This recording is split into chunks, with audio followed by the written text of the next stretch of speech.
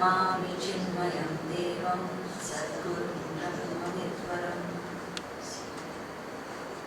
वसुदेवसुतं देवं कंसचाणूरमर्दनं देवकी परमानन्दं कृष्णं वन्दे जगद्गुरुम्.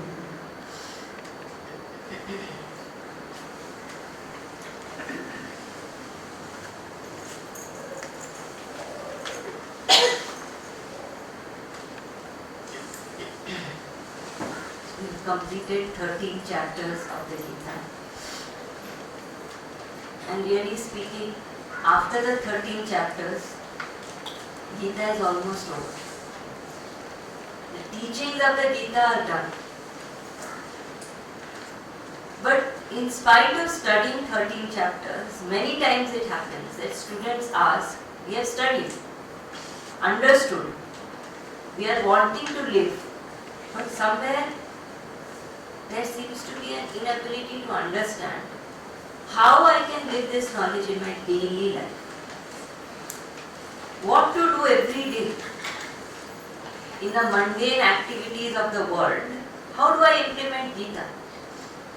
How do I make sure that I am ready for that knowledge which is being spoken about on a daily basis? Once in a while we all feel I am ready. But on a daily basis, every moment do I feel, yes, I am living a spiritual life. I am living the Gita way of life. How do I ensure I do that? Gurudev always used to tell us, Gita is not a part-time engagement.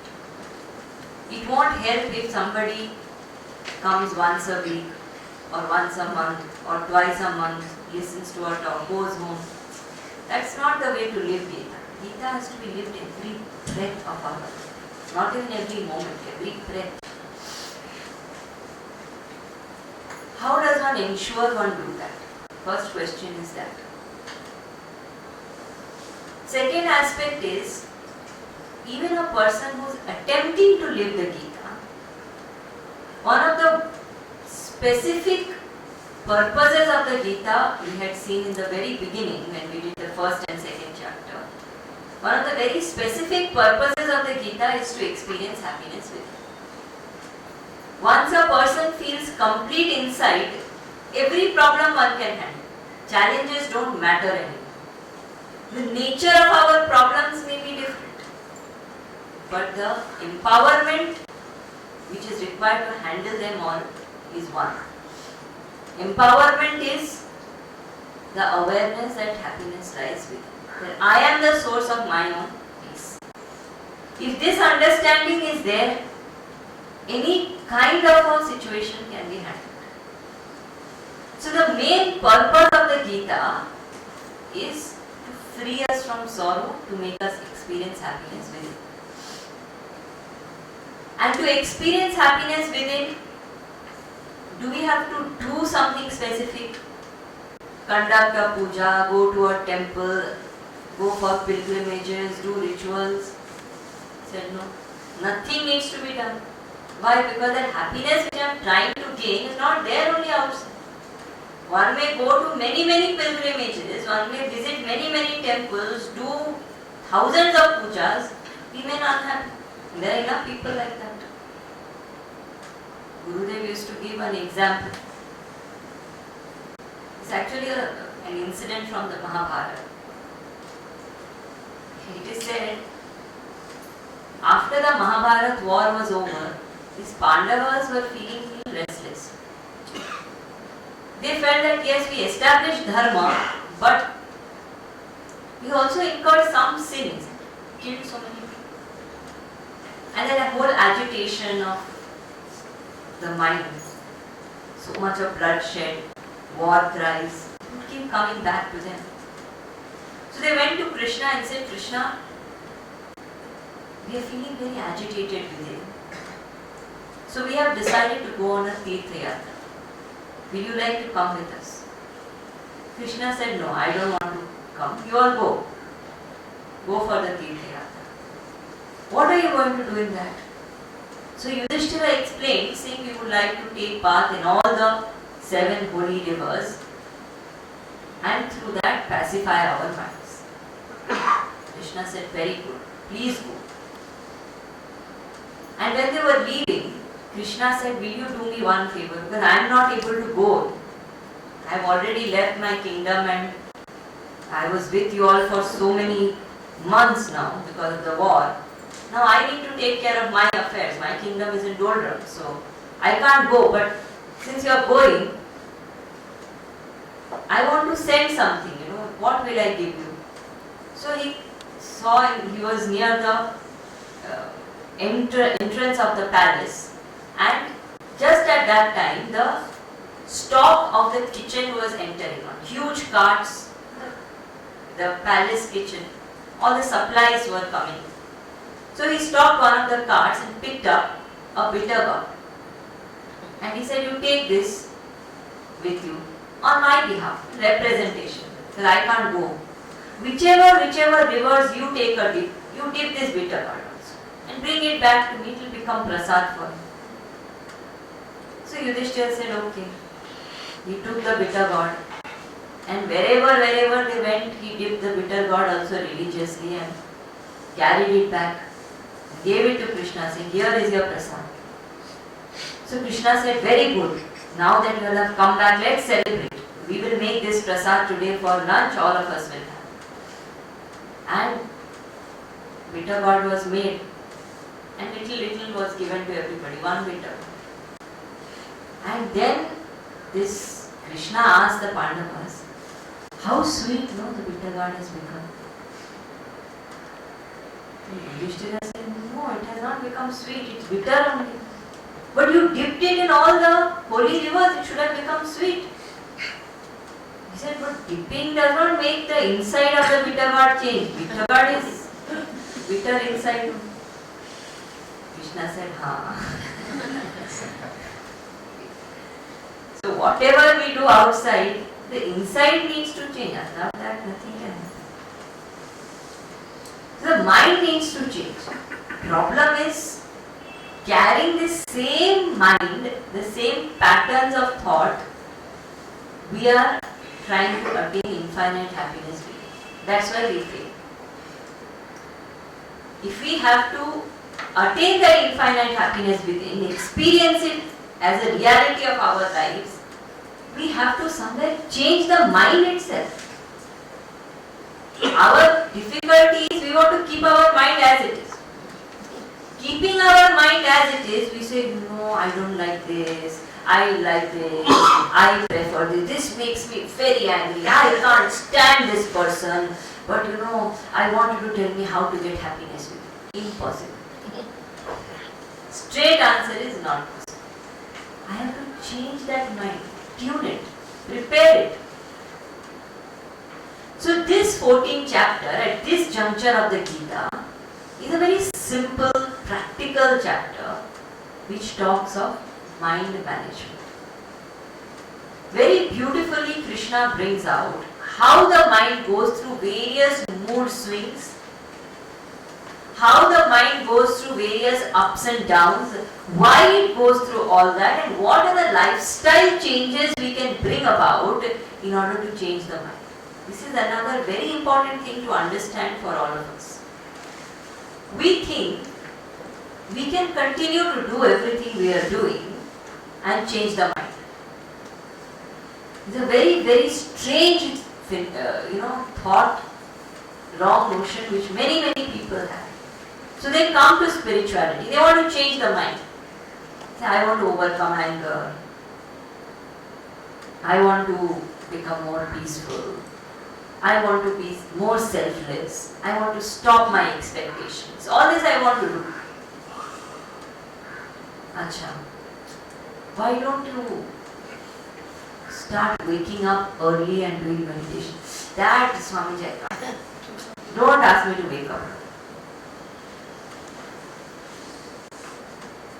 Acha, don't watch TV. At least those horrible serials which constantly talk of politics and sorrow. Don't watch. My serial I can't miss from it. That is necessary. Serial I need. Acha, give up alcohol.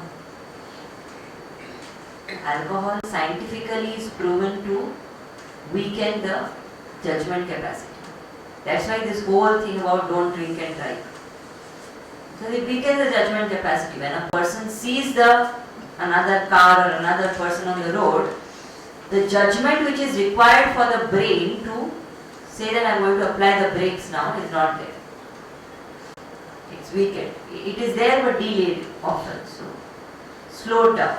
Hence, so scientifically also it's harmful. Give it up. Your own liver you are rotting. One peg, at least on a Sunday, needed.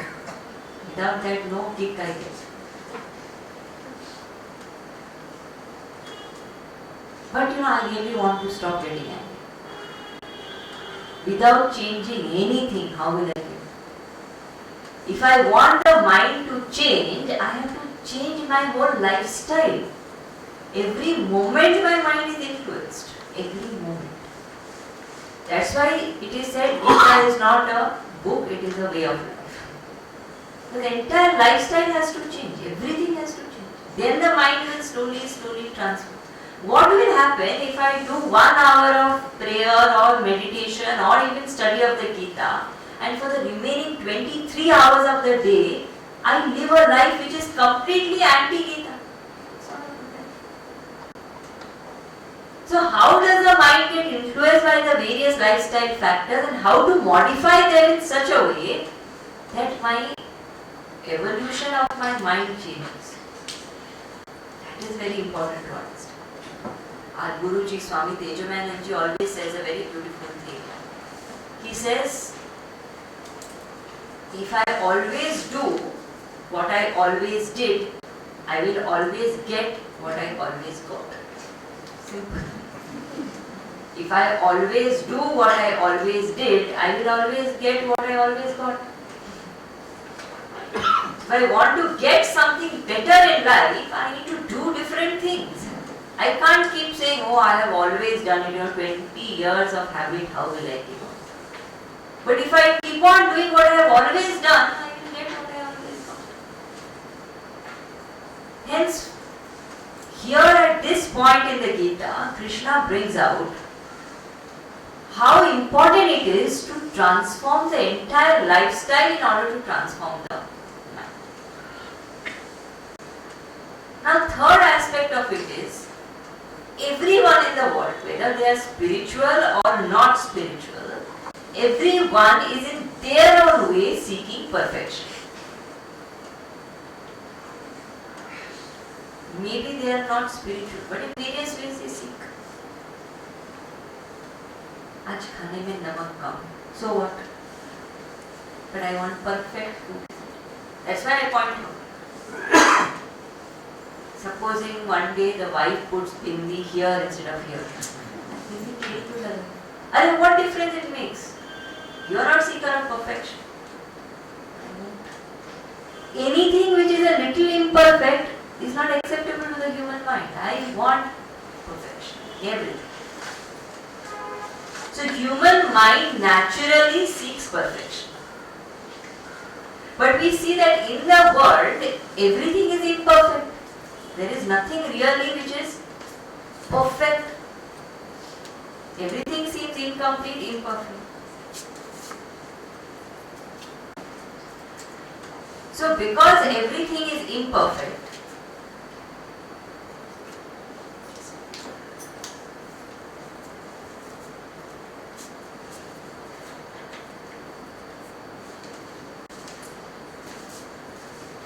in spite of seeking perfection, we don't seem to find perfection.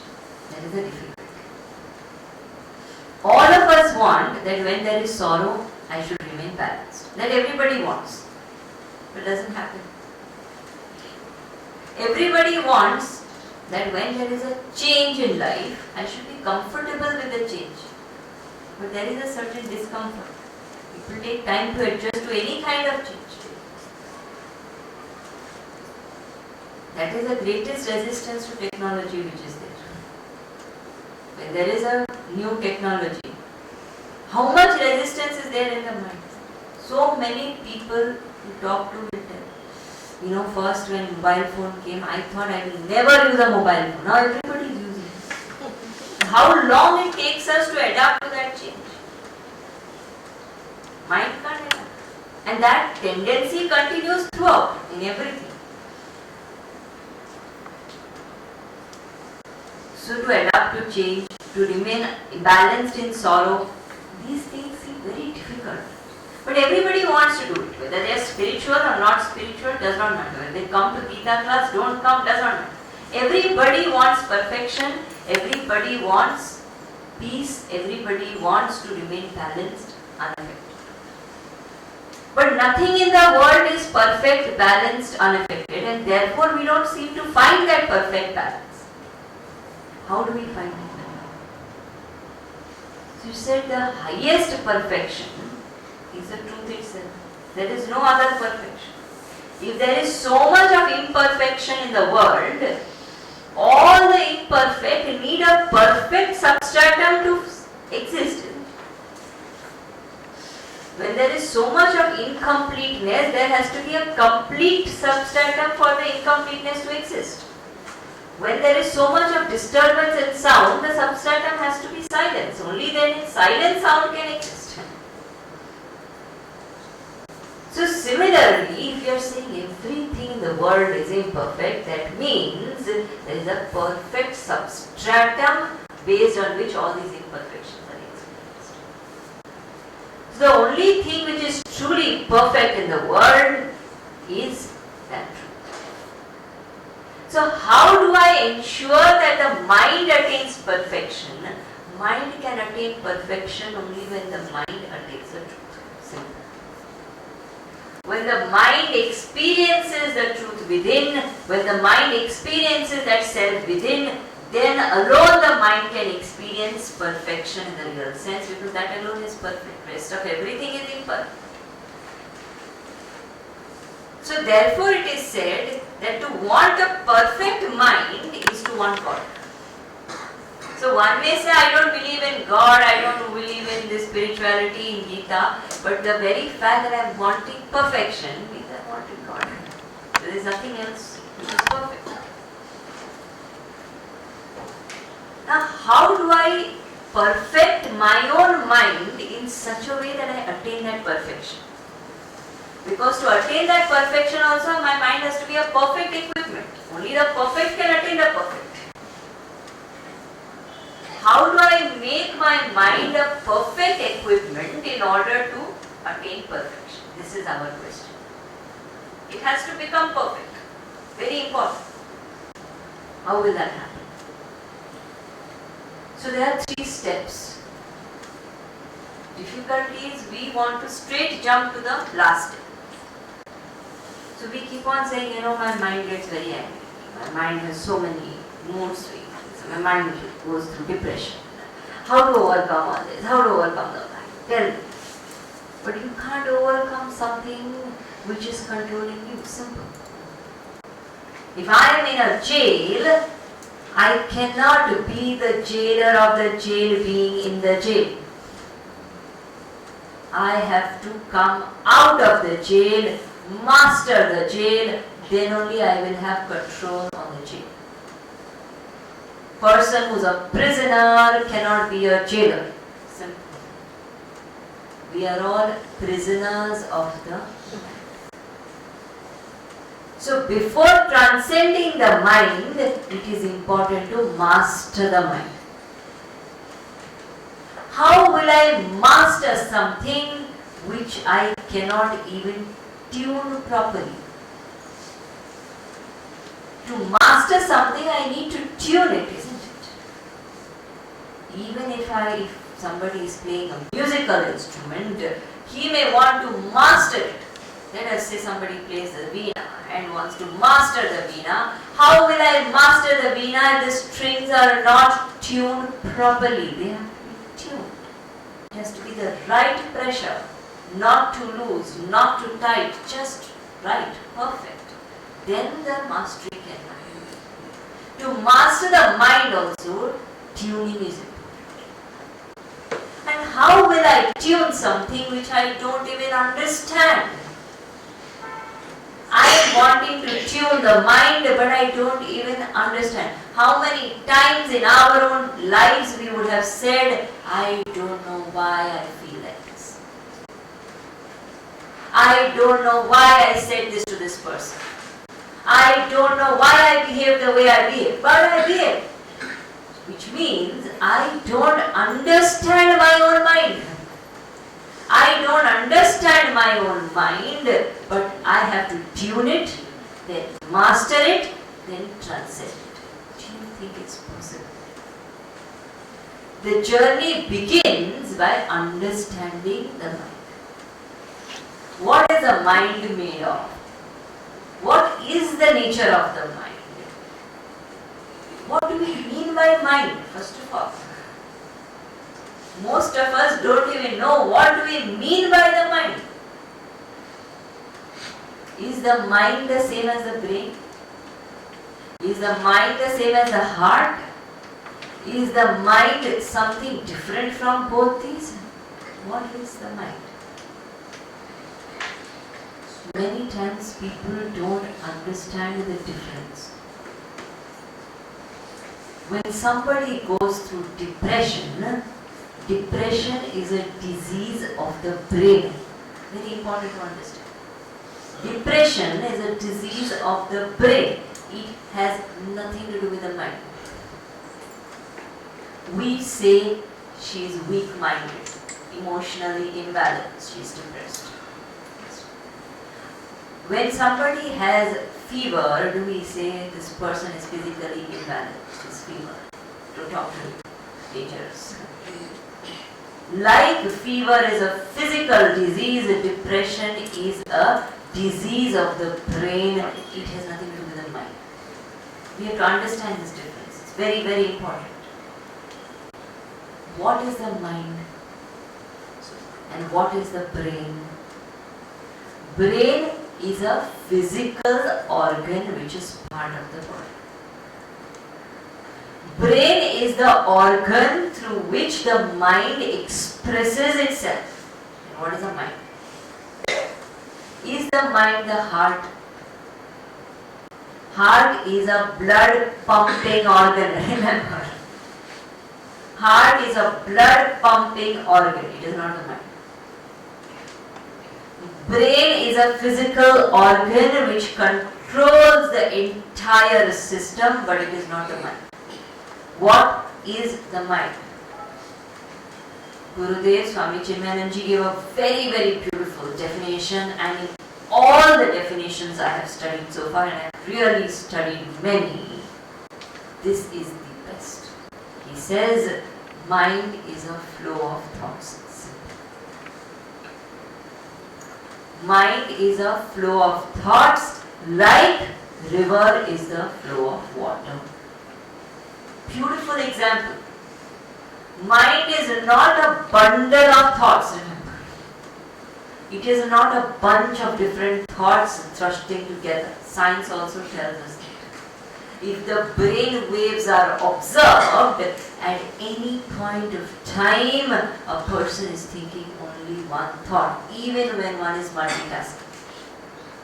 Even when one is doing 20,000 things together, one is actually thinking one thought at a time, just switching between thoughts so quickly that it appears like I am thinking many thoughts together. And this switching is very dangerous. So mind is not a bundle of thoughts, mind is a flow of thoughts, one thought at a time. But it is a flow. And the flow is amazing. All of us should do this exercise once. Take a notebook and pen, sit for 5 minutes quietly and note down every thought that is coming to the mind. Every single thought, whatever is coming to the mind. Good, bad, ugly, whatever it is, just note. After that 5 minutes, if you have sincerely done the exercise, you don't need us anymore. Each of us will declare ourselves clinically mad. Because by the time I've written down one thought, two other thoughts have already crossed the mind. By the time I've registered 2 thoughts, another 5 thoughts have crossed the mind. The speed at which this flow is happening is whopping. We can't even imagine that kind of a speed. They talk about speed of light, they have no idea of the speed of thought. It is faster than the speed of light. So fast processing this. Because the speed is so much, we feel that it is a continuous flow. Like movies. Movie, the very word movie comes from moving pictures. So movie originally is actually a series of still pictures. These still pictures moving at a great speed seem to be one continuous flow. We say I am watching a movie. What we are doing is we are actually watching still pictures moving at a tremendous speed. Similarly, mind is a flow of thoughts flowing at such a tremendous speed that it appears like one single entity. It is actually millions of thoughts crossing, flowing together, one after the other. So mind is a flow of thoughts like river is a flow of water. In these thoughts, there are 4 aspects. This is what psychology tells us. First aspect are those thoughts which I don't know and which others also don't know. They exist in me, but I don't know that such thoughts exist. Nor do others know that such thoughts exist. They are there somewhere. They are called the unconscious mind.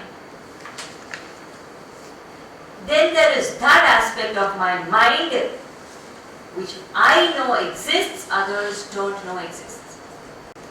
So many such thoughts.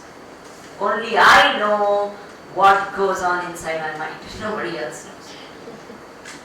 Then there are those thoughts of my mind which others know but I don't know. There's so many people who believe they are the most magnanimous people in the world. There is nobody kinder and compassionate than them. And the moment they turn their backs, people will say, what an egoistic, stupid fellow. We don't know, but others know. Then there is this 4th aspect which I know, others. 4 aspects of my mind. Once we have understood that mind is a flow of thoughts and there are these 4 aspects of this mind, now I have to think. When I say I am sad, I am happy, I am angry, I am intelligent, I am dull, I am foolish, what am I referring to? Dullness, intelligence, sorrow, happiness, disappointment, anger, everything is a thought. Isn't it? So it comes in one of the 4 quadrants of the mind. Does that mean I am once shifting from one quadrant to another quadrant to another quadrant to another quadrant? I am not shifting. Why I say I am not shifting is because if I was shifting, I would have shifting identities. I have one single identity. So I don't belong to any quadrants of the mind. First point. Second, psychology tells us there are 60,000 thoughts which pass through the mind every day. On an average, in a normal person, 60,000 thoughts pass through the mind every day. 60,000 is a big number. When you think about it, 60,000 different thoughts passing through the mind. When I say I am happy, I am sad, which thought am I? If I say no, I'm all the 60,000 thoughts put together, then I should feel like I'm 60,000 different identities. If a person feels he has 2 different identities, he is said to have a clinical problem. If somebody believes they have 60,000 identities, I am afraid they should not be sitting here. None of us feel I am 60,000, I feel I am 1. So that means I am not the 60,000 thoughts, I don't belong to any of the 4 quadrants. If I am not 60,000 thoughts, I don't belong to the quadrants, then which thought am I?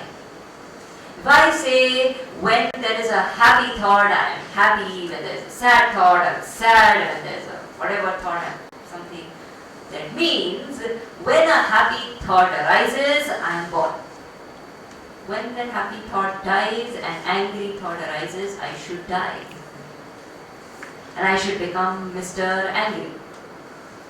And when the angry thought dies and the loving thought arises, I should die again and be born again as Mr. Loving. I don't die with my thoughts. Thoughts die, thoughts are born, thoughts die, thoughts are born. I am. Which goes to show that I am not my mind. We have already established in earlier chapters that I am of the nature of happiness, consciousness, bliss. So if I am happiness, consciousness, bliss, and I am not the mind, it means that mind is not consciousness. Very important point to understand. Mind and consciousness are 2 completely different things. Mind is a flow of thoughts. Consciousness is that because of which this flow of thoughts is enabled. That electricity, that power because of which this mind seems to be throbbing with thoughts, that is called consciousness. Mind is not consciousness. Therefore, these casual expressions which we have, this person, he's such a sinner, he's a papatma. It's a completely wrong statement. Papa or sin happens as a thought in the mind. Atma is different from mind. Very important. Atma is that factor which enlivens the mind, but Atma is not the mind. We have seen that consciousness is infinite in nature. That which is infinite cannot be many, it has to be one.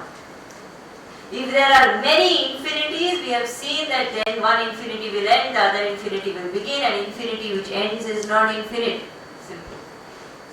Infinity, if it gets over, infinity 1 gets over here, infinity 2 begins, that which gets over is not infinite. Infinite never gets over, that's why it's infinite. So by definition, the moment we say consciousness is infinite, we mean it is one. There is only one consciousness. If something is not consciousness, that means it is inert. Very important to understand. If something is not consciousness, it is inert. We have established already that mind is not consciousness, which means mind is inert. From our experience also we can see that mind, which is a flow of thoughts, thoughts by themselves do not have life or sentience. Thoughts are lifeless, isn't it? Who gives life to the thoughts? I give life. I am consciousness. I give life to the thoughts. Thoughts by themselves are lifeless. So the moment I say thoughts are lifeless, what is the mind made up of? Mind is a flow of. So therefore, mind is lifeless or inert. That which is lifeless or inert seems to have so much of life. It's very interesting. This mind, which actually is lifeless or inert, seems to be the very consciousness, very light. How does that happen? How is it that something which is absolutely lifeless seems to be alive? So it is said, it only reflects the consciousness. We have seen that example earlier also. Like a water body reflecting the sun in it, the mind reflects the consciousness in it, and therefore appears to be conscious. Mind is only appearing to be conscious. This is a very, very powerful next step in our spiritual journey. To detach from the body is difficult. To detach from the mind is nearly impossible. Unless I have this knowledge thoroughly ingrained. My attachment to my mind is tremendous. I may, for a fraction of a second, feel I am not the body. What do I say when I say I am not the body? I say I am peaceful. I am happy. All of that is the moment I detach myself from the mind, I become free from the enslavement of the mind. The mind goes through its own moods. I don't have to be a victim of all that. I can watch like a witness and say, look, my mind is becoming angry. Look, my mind is now happy. Look, these are the attachments of my mind. That separation is necessary if I ever in my life want to even sit and attempt something like meditation. I am not even saying if I want to meditate in real life. Even an attempt in meditation requires complete detachment and disidentification with the mind. Otherwise, in the seat of meditation, most people are only playing with their own minds. Therefore, it is important to understand the difference between the happiness that I experience in the mind and the happiness which Gita is talking about. They are two different things. Happiness which I experience in the mind is called Sukha Vritti. Vritti means thought. It is a happy thought. And thought, remember, is impermanent. Every thought will die, new thought will arise. Therefore, no matter how happy I feel in meditation, ultimately I go through my own ups and downs, isn't it? Why? Because it's a happy thought. Sukha Vritti. What Gita is talking about is not Sukha Vritti. It is not happiness of the mind. Gita is talking about my very nature being happiness, which is called Sukha Swarupa. So we have to understand this difference between Sukha Swarupa and Sukha Vritti. Sukha Swarupa does not reflect in the mind alone. Even if the mind is not there, I am happiness. Even if the bulb is not there, electricity remains. It is that Sukha Swarupa which Gita is talking about, not the Sukha of the mind. So that peace which I experience at the end of a satsang, that peace which I experience after I go to a temple, or that happiness which I feel when I see the face of a child, or when I play with my grandchild, or I go on a holiday, all that is happiness. But that is Sukha Vritti, reflection in the water. Sukha Swarupa is the sun. Gita is talking about Sukha Swarupa, not about Sukha Vritti. How will I be able to attain that Sukha Swarupa? I have to become detached from the Sukha Vritti. I have to know that like sorrow, like disappointment, like anger, this happiness of the mind also is just another thought current. That's all it is. We think I can become detached from the sorrowful thought, but I can remain attached to the happy thoughts. This is our problem. We want to hold on to the happy thoughts, happy feelings, thinking I want this to last. It will not last. It is a thought. Thought cannot last. Simple. And that is why we keep going through ups and downs. Keep saying, I feel so happy after I pray, but it doesn't last. It won't, because it's a thought. Sukha Swarupa is my nature. The moment I know my nature, nature will last. Even when I am going through the greatest tragedy, I am still Sukha Swarupa. So therefore, detaching from the mind is important. Remaining attached to the happy thought is like remaining bound by a golden chain. A chain is a chain, maybe made of gold, but I am bound. Whether it's an iron chain or a gold chain, it is a chain, it will not let me become free. Whether it's a happy thought or a sad thought, it is a thought, it will not let me experience the truth. I have to transcend all thoughts to reach truth. Gurudev, when he used to explain this, he was a master teacher. He had his own style, inimitable, really. So one lecture, I've seen that video of that lecture, very inspiring it is. Those days, this United Soviet Union was there. Then they separated Russia. Those days it was Soviet Union. And they used, if you remember, they used to produce iron. China was the largest producer of sugar. So the moment you hear China, today the whole image has changed of the world. But those days, connecting it to the current affairs, he said, behind the sugar curtain is China. Behind the sugar curtain is China. Behind the iron curtain is Russia. Similarly, behind the thought curtain is the truth.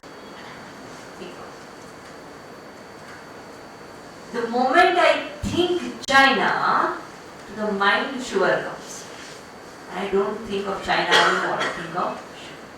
The moment I think Russia, the thought of iron comes. I think of iron, I don't think of Russia. The moment happiness is spoken about, happy thought comes. I am not thinking of happiness anymore. What a brilliant analogy. Behind thought curtain is the truth. And then you say, just remove the curtain. Truth is standing there. So all we have to do is get rid of that curtain. That is called transcendence of the mind. We saw earlier, to transcend the mind, we have to tune the mind. To tune the mind, we have to understand that. So now that we know that mind is of the nature of inertness, it doesn't have sentience in it. Now the question comes, what is the mind made of? Mind is not consciousness. We saw earlier, in the 13th chapter also, 8th chapter also, different chapters we saw, consciousness alone is. And if there is anything other than consciousness, it is Maya. Remember this word? We have done this in detail actually. So if there is anything other than consciousness, it is Maya. Is the mind consciousness? No. And what is it? Maya. And Maya expresses through three gunas. That is the nature of Maya. Nature of Maya is Maya expresses through three gunas. That is the expression of Maya. Because the whole universe is Maya, the whole universe expresses as a three gunas. Sattva, Rajas and Tamas. Sattva is pure, divine, subtle, silent, calm. Rajas is agitated. And Tamas is lazy, lethargic, ignorance. Guna, the word guna, literally translates into qualities. Guna also has another translation. Guna means robe. In Sanskrit, the word guna has two meanings. One is attributes, other is robe. And robe, what does the robe do? Ties. Gunas also do that. It ties. So these three gunas, sattva, rajas and tamas, ties. So the mind is as though tying us through this sattva, rajas and tamas. At any point in time in the mind there is a sattvic thought or a tamasic thought or a rajasic. Either of these three. There is no other possibility. Now once we know that there are these three thoughts, sattvic, rajasic, tamasic. Everybody's mind is made up of same thing. Sattva, rajas, tamas. Everybody, there is no exception. Then how is it that my mind is different from yours, yours is different from somebody else's? If we are all made up of the same material, we should all be the same. But no two minds seem to be the same. Even two twins don't seem to have the same mind. How is it that everybody has the same sattva, rajas, tamas, but the minds are different? Again, Gurudev used to give a very beautiful example of coffee. He used to say, when we make coffee, he used to like coffee. He was a South Indian, he used to love drinking coffee. So whenever he would go to somebody's house, the lady would definitely remember to serve him coffee because he likes coffee. So he would say, I drink coffee in every house. No two coffees are the same. In every house a coffee is different. The same three things are used. Milk, sugar, coffee. What is different? The permutation, combination of that three ingredients makes each coffee different.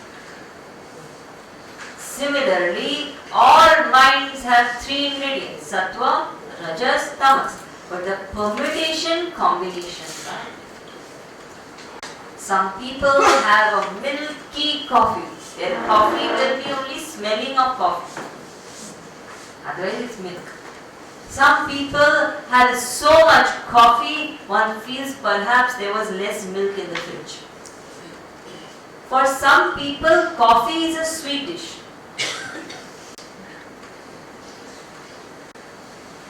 Similarly, in different people, different degrees of sattva, rajas and tamas exist.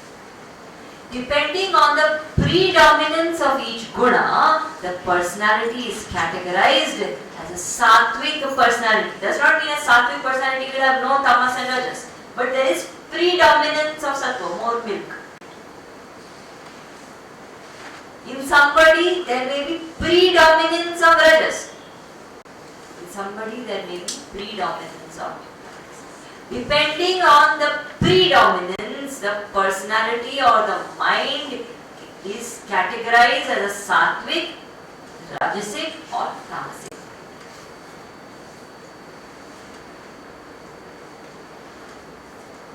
Gurudev used to give example of a pot. He will say, if you have a pot, an empty pot, and I fill that pot with water, what will you call it? Call it a water pot. If I fill that pot with ink, what will you call it? Ink pot. If I fill it with milk, what will you call it? Milk pot. If I fill it with sugar, sugar pot. If I fill the pot with mud, say mud pot. Similarly, if the mind is filled with sattvic thoughts, it's a sattvic mind. If the mind is filled with rajasic thoughts, it's a rajasic mind. If it's a mind filled with tamasic thoughts, it's a tamasic. Now what happens is, each of these gunas, sattva, rajas and tamas, have different expressions. That is a very important thing to understand. When there is tamas, because of tamas, the nature of tamasic thoughts is such, I fall into ignorance. This feeling that I don't know comes from tamas. Because of tamas, the mind develops what is called as avarana shakti. Avarana means covering.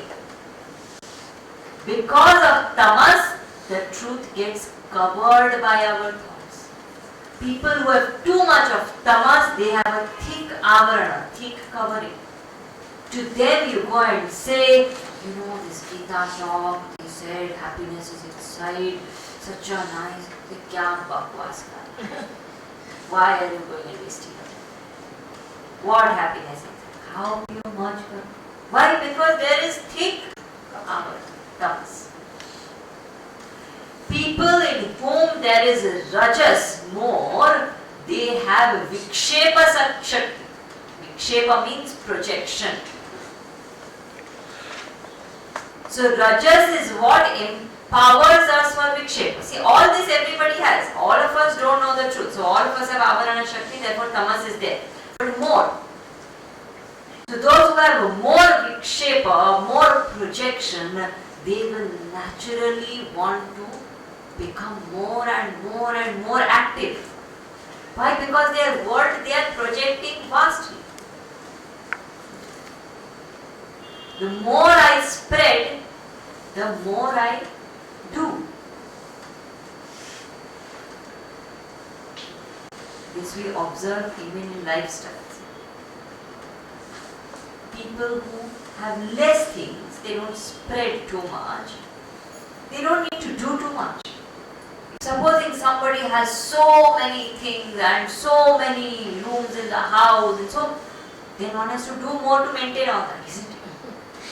The more I spread, the more I project, the more I do.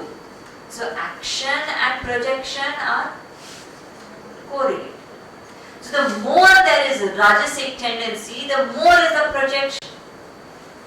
One wants to do, achieve, gain. There is restlessness. The ability to become quiet is not there. There is nothing wrong with action. But when it becomes compulsive, it is excessive rajas. And it can't be without doing something. And third aspect is sattva. Sattva gives us viveka shakti. People in whom sattva is more tend to develop this subtle discrimination to say, I'm doing so much, but I don't seem to do what I really need to do to experience happiness within. What is that truth within? Who am I? These questions start coming to a person who has sattva. Otherwise it will not come. So each of these gunas have their own tendencies. Tamas equips a person to have avarana shakti. Rajas equips a person to have Vikshepashan. Sattva equips a person to have Vivekashan. We all have permutation, combination of all three. What we need to do is slowly minimize tamas. First, I don't know the truth has to go. Then, slowly minimize rajas. Then, slowly minimize sattva. And then transcend sattva. This is our journey. Sattva is not the consciousness, remember, it is in the mind. Mind is not consciousness. Sattva is also a thought. But what I do right now is I use rajas to get out of tamas. So a person who is lazy, lethargic, idle, such people should not be brought to satsang. A lot of people say, chalo, he does nothing and else in life, jaake satsang mein to baithega. Kuch nahi hoga usko. Nothing is going to happen because that is not his medicine. Person who is tamasic, he needs to be given rajas. When Arjun became tamasic, what did Krishna say? Get up, fight, achieve, attain, become successful. Person needs to be lifted from tamas using rajas. A higher goal is needed. Lift using the higher goal. Work hard, achieve. When one starts doing that, rajas increases, tamas decreases. Then using sattva, one has to reduce rajas. When Arjuna was inspired by the higher goal, ready to act, then it is that Krishna said, but remember the truth within. Peace is your nature. Knowing peace to be your nature, act in the world. Meaning, using sattva, one gets out of. So, person who is acting in the world, achieving, successful, dynamic, such a person should come for satsang. Then that sattva will help that person achieve dynamism with peace. That is the purpose. Neither is it to withdraw into the caves and not do something, nor is it to keep on working in the world without any anchoring in peace. It is to attain inner peace and outer success. That balance will come through sattva. And when one is established in sattva, slowly one will automatically transcend sattva and go into the state of gunatita, beyond three.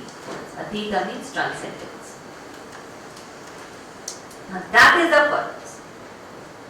So what do I have to do?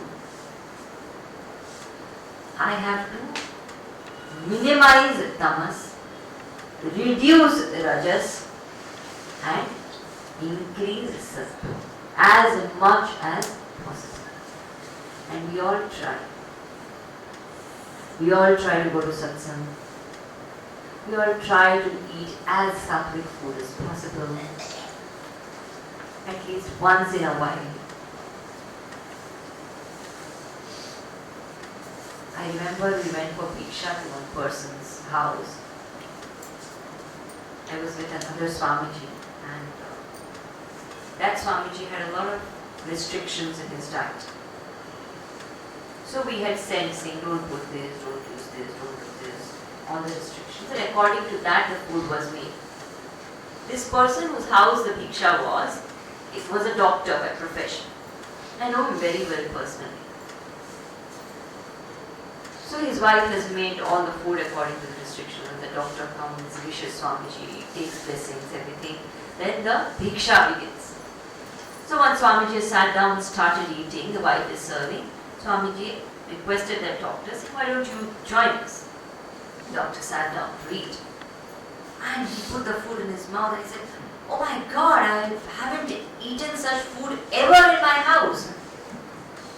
And then he said something. He said, कभी कभी ऐसा खाना भी खाना चाहिए. कभी कभी will never work. In the Gita, Krishna says, Nitya Sattvastha Bharata. This kabhi kabhi system won't work. Point is, we all attempt to be sattvic once in a while.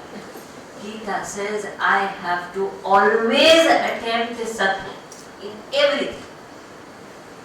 And for that, my entire life has to become sattvic. And for life to become sattvic, I have to know first of all what is sattvic. If I don't know what is sattvic, I cannot make my life sattvic. Most of us don't even know what is sattvic. So the moment it is said sattvic food, they means, oh, that means from tomorrow they are asking me to have boiled vegetables without salt and masala. Well, we don't know what is sattvic food. We don't know what is sattvic life. We have our own imagination. It's very interesting. What is sattvic? So here in the next section of the 14th chapter, very, very beautifully, Krishna explains what is sattvic, what is tamasic, what is rajasic in different aspects of life.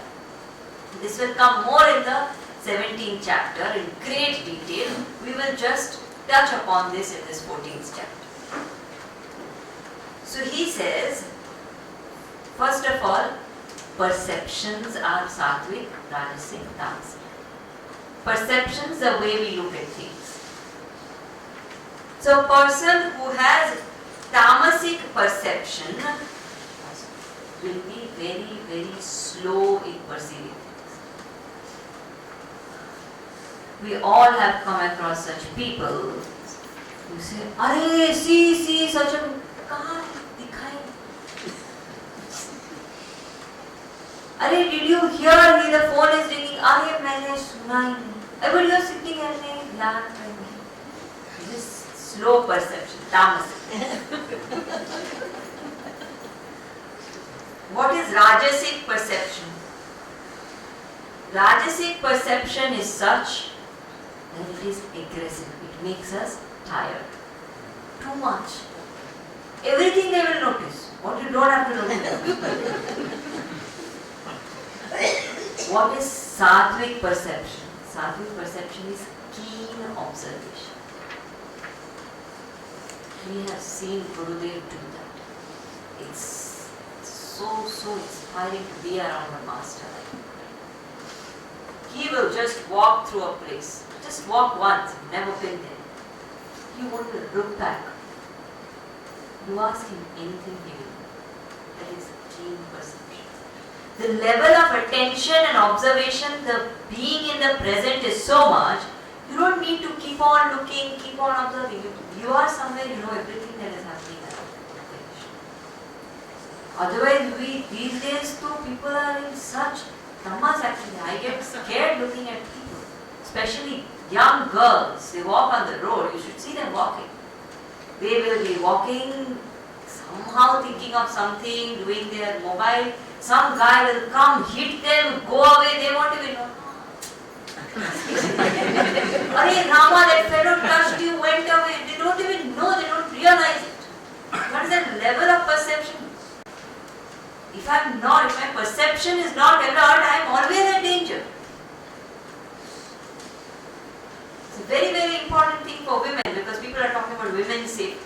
Women's safety requires alertness on part of the woman more than any other safety measure. Nothing, no law in the world can protect us if we are not alert.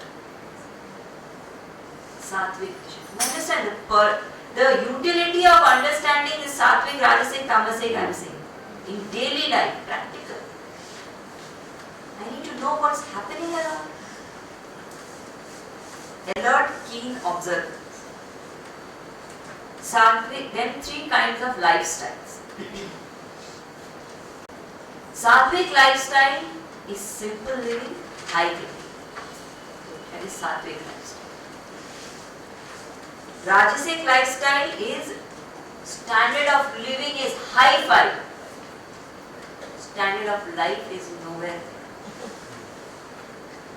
What is standard of life? Standard of life is the inner standards I set for myself. There are a lot of people like that.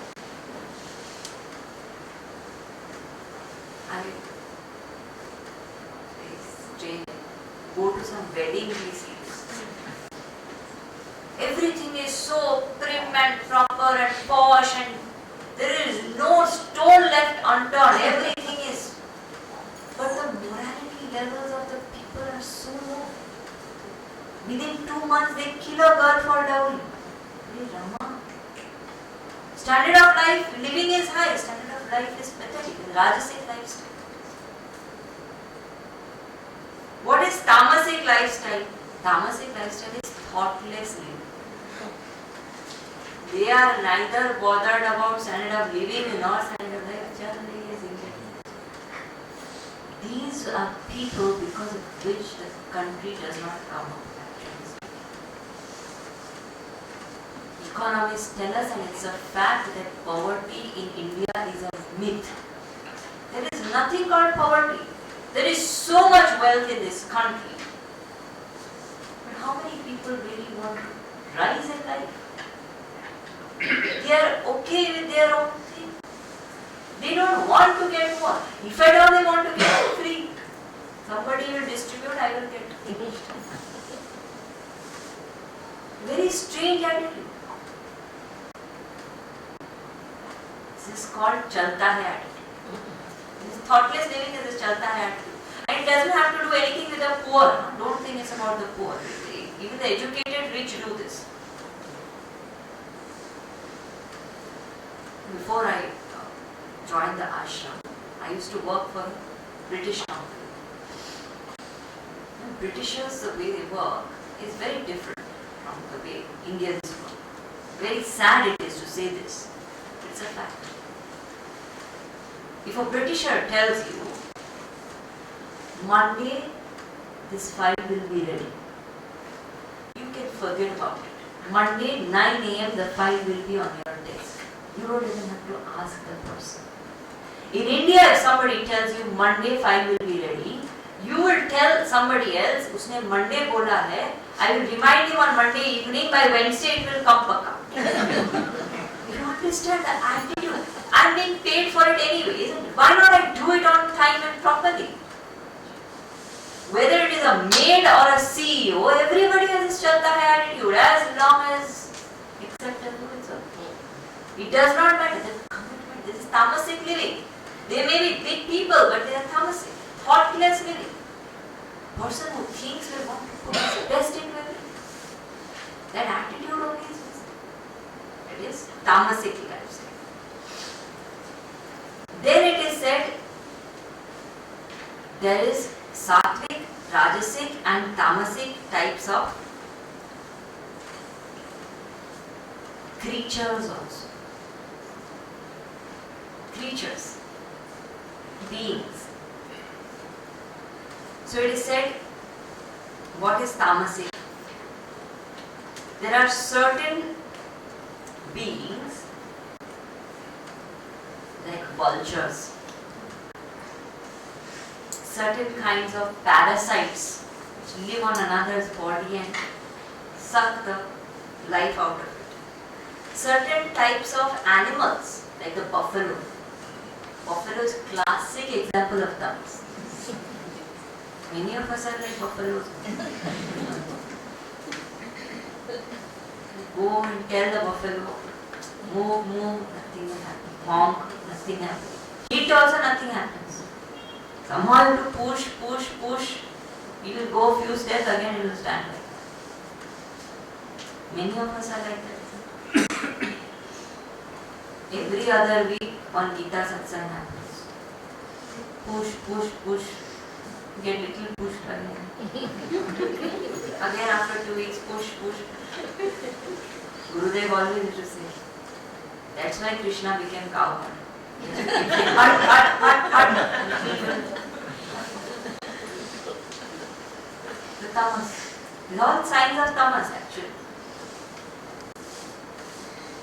Rajas, rajasic organisms or rajasic creatures, tiger. Amongst plants also, pitcher plant and rajasic. Monkey, very rajasic, can't sit still at all. Classic example of rajas. Sparrow, very rajasic. Never becomes quiet. You keep on doing. From there only they took inspiration, made Twitter. Rajas. Why would you Twitter? Then what is Sattva? Sattvic organisms are like cow, lotus, tulsi. These are sattvic organisms. Calm, pure, serene, swan. Another example, sattvic.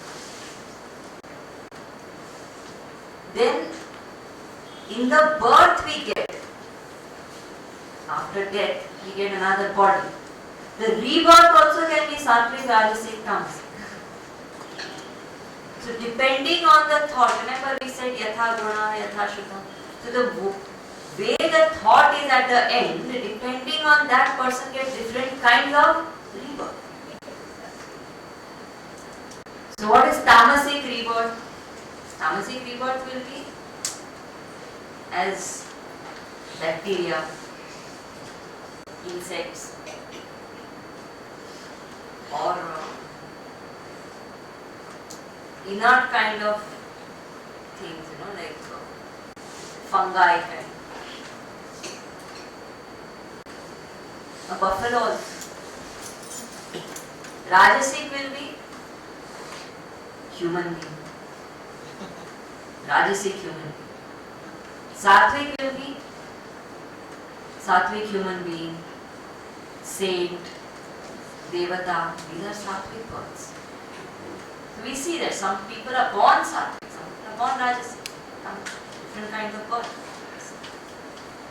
So every aspect of life, there is sattvic, there is rajasic, there is tamasic.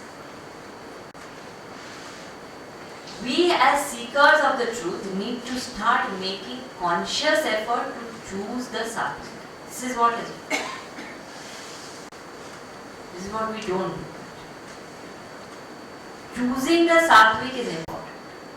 Am I choosing a simple living, high thinking? Am I choosing a better lifestyle? Am I choosing a better kind of way of living?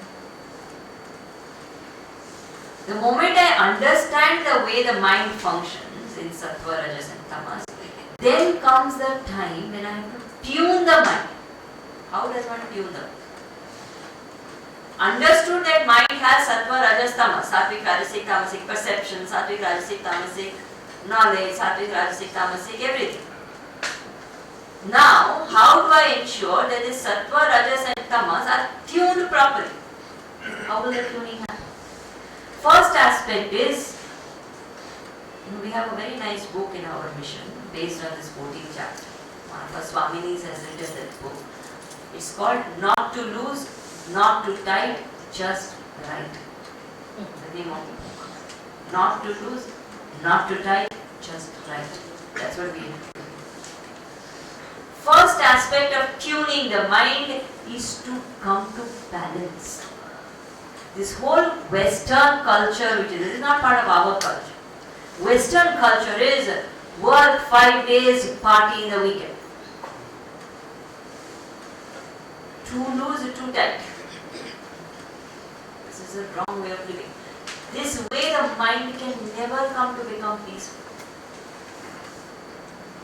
And it's so interesting. They say, nay, this is best way. You are efficient throughout the week, and then you just chill out. And why you chill out? So that we are rejuvenated for the week. But then every one of them gets Monday blues. You are rejuvenated. Why will you get Monday blues? That culture only is wrong. One has to balance every day, work and leisure. That's why that me time is very important. I take time out for myself. I balance my life out each day. There's this author, Robin Sharma. He writes very beautifully. One place he says, there are no unimportant days. Because each day constitutes my week. And each week constitutes my month. Each month constitutes my years. Each year constitutes my life. There is no unimportant day. Every day I have to ensure that have I lived in balance too. And those who attempt it, they will start experiencing the difference. When I start living in balance on a daily basis, if even one day there is imbalance, I will know the difference entirely. My mindset will be different. Second aspect of tuning the mind is being very, very alert about what is happening in the mind. We need to start observing the mind, becoming alert, becoming aware, and not fighting with the mind, accepting that this is what it is. Because only when I accept, with complete awareness, then I can change. So awareness and alertness. Third aspect of tuning the mind is we need to start examining our own lives. It is very easy to sit and say, Gita says this, 14th chapter, says Samula, Sattvic, very fun chapter, Sattvic, Rajasic, Tamasic. What is my life like in the light of it? That is what I have. If I don't examine my own life, there is no use of studying the Gita. Guruji always says, an unexamined life is not worth living. A very powerful statement. An unexamined life is not worth living. Because if life was unexamined, there is no other way to enrich ourselves. Books don't enrich us. Life enriches us. We have to examine our lives. That is what Buddha did. He faced the same thing that we all face. A sick person, old person, dead person. We all see them. But he examined life. He questioned. Therefore he reached something. So examining life is important. Fourth aspect is Sattva Ahara.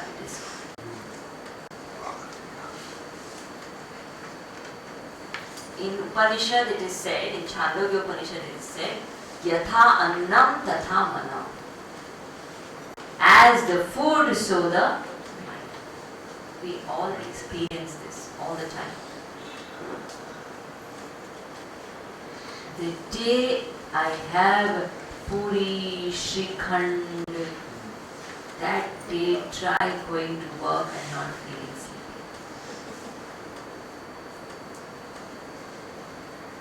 The day I have had a heavy dinner, roasted, fried, whatever, try waking up in the morning and doing meditation without burping. That's a disturbance, remember. So every food has impact on the mind and the body both. Sattva Ahara, first of all, means having the kind of food that is sattvic. What is sattvic food? We'll see more in detail in the 17th chapter. But in short, if you want to understand sattvic food is food that is fresh, first of all. Food which is nutritious. Food which is tasty. These are the basic three qualifications of sattvic. Tasty, nutritious, fresh. If it is unhealthy food, it does not qualify. If it is healthy, tasteless food, does not qualify. If it is healthy food kept in the freezer, does not qualify. A lot of people nowadays, American culture. I make baked vegetable and keep it in the freezer. Every day take out into the microwave and eat. Arey Rama, that is not sattvic. Sattvic is fresh, nutritious and tasty. When all three are there, that food is sattvic. It's not so difficult to find sattvic. If we go by this definition, there is enough food that we will love eating which is sattvic. It doesn't have to be a punishment from the standpoint of food. Now, other aspect is ahara. The word ahara in Sanskrit does not just mean food. In Hindi, ahara means food. Sanskrit, ahara does not mean food. Ahara in Sanskrit means anything that I take in. Now when we see it this way, it does not just refer to food, it refers to everything I am taking in. Ideas I am taking in. Serials, visuals I am taking in. Books, knowledge I am taking in. What kind of magazines, books, news am I reading? Very important. If I keep on reading about ugly crime from Athar to Iti of the newspaper, I am reading tamasic and rajasic stuff. Ahara is not something. I don't even understand what is the benefit of reading it. It is sheer entertainment, nothing else. We have crossed as a society that level where it is required for alertness and awareness. We all know that there are enough risks and we have to be careful. Now it is sheer entertainment. This crime, that crime, horrendous crimes reported on pages and pages of newspaper, and you and I sit and read it. Satvik Ahara is gone out of the window. What is the use of 1 hour of Gita once a month? Every day I am feeding myself with Rajas and Tamas. So much. The serials which I watch. I am not against the serials, but unfortunately the content there is very, very harmful for the mind. We don't understand how the subconscious mind dramatizes everything that it watches on the serials into one's real life.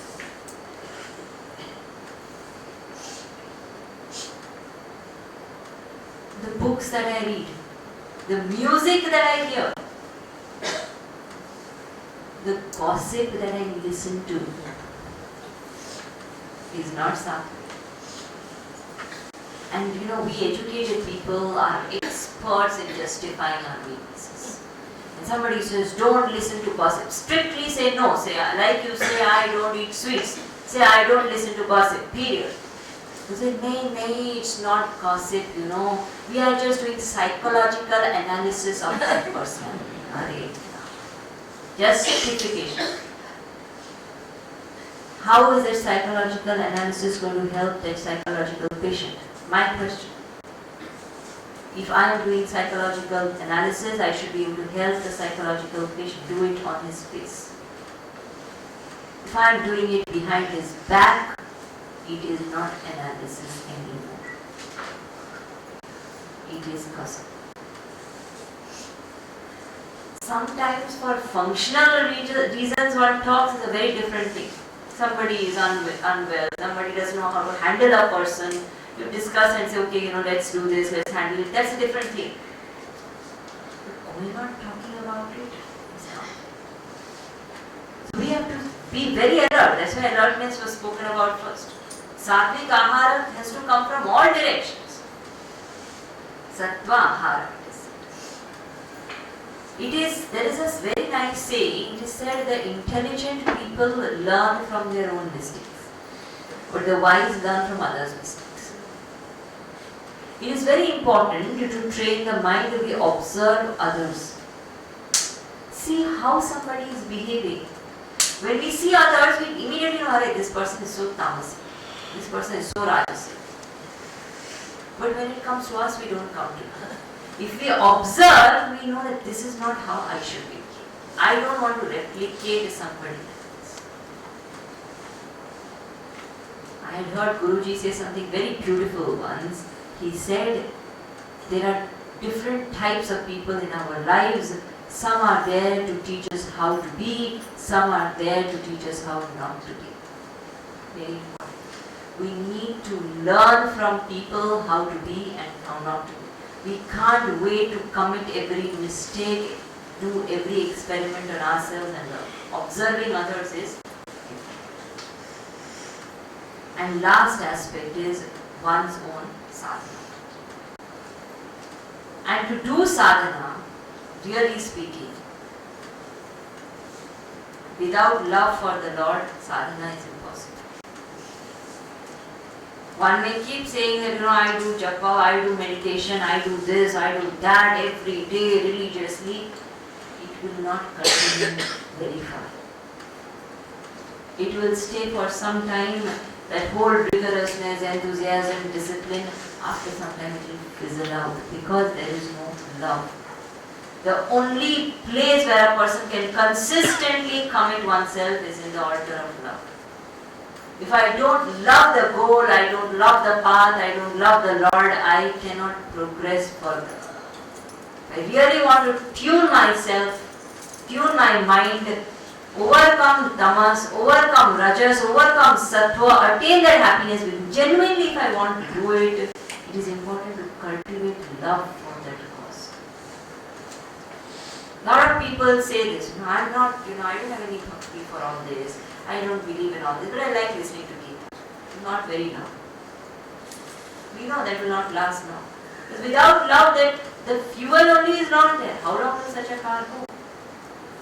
Because the path is not entertaining. Unfortunate that is.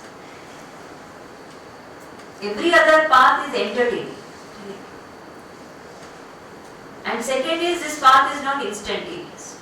The two disadvantages of this path. It is not entertaining. Serious thinking, every time you come, sit there, think, understand, analyze, make notes. Boring, actually, if you go to sing.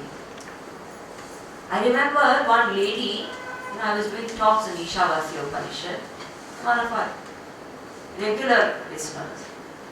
She brought some of her new friends. And I was also new those days. Now I don't make those kind of mistakes.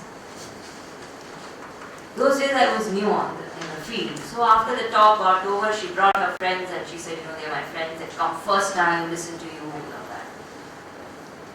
Now I don't ask. Those days I was innocent. So I asked, how did you like it? They said, theek tha. We don't know how she sits through every day.